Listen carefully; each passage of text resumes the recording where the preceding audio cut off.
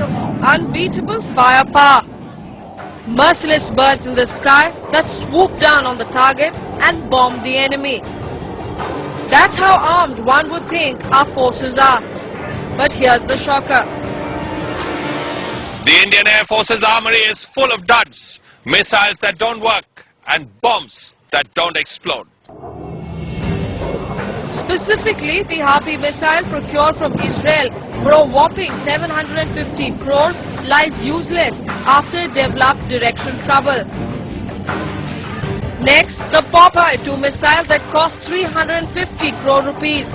An air-to-surface missile that never even passed the initial test since the wings were found faulty. The Sea Eagle, a subsonic anti-ship missile which costs close to 120 crores, is no longer usable as the components are not available. And anti-radiation missiles, some of which were procured from Russia, have malfunction seekers, parts that are used to seek out the target. Many foreign weapon systems tested in very pristine conditions just don't seem to be effective in India. And yet, there are indigenous weapon systems that have failed as well. Sitapal, the cluster bomb, is not in use since the key components became unavailable. And finally, the 450 kg high-speed, whether it is for the Navy or for the Army and all, if it is beyond a shelf life, if it goes beyond its planned shelf life, then there could be inaccuracy. an armory of junk and a nation to defend. Is anyone listening to our brave soldiers? Featuring Joy Chaudhary, New Delhi, Shruti Pandale, Times Now.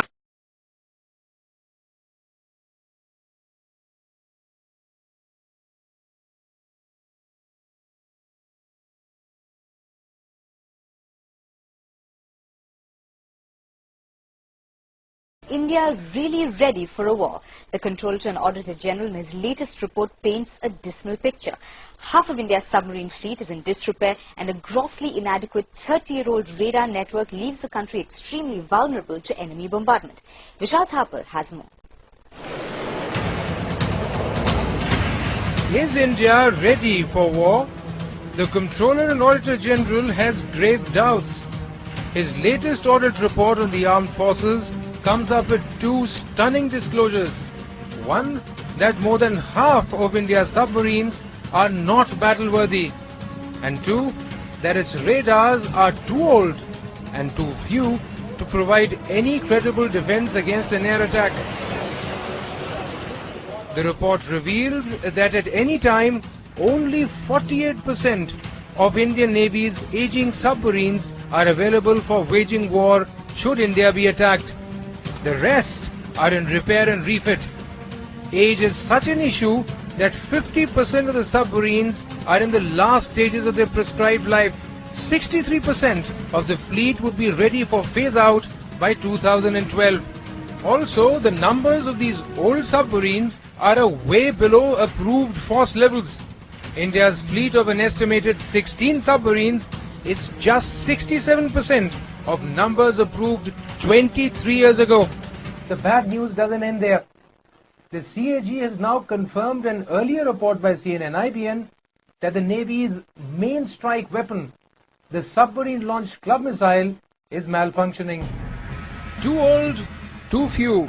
It's much the same story with radars at the heart of India's air defenses, which are based on an outdated 37-year-old plan.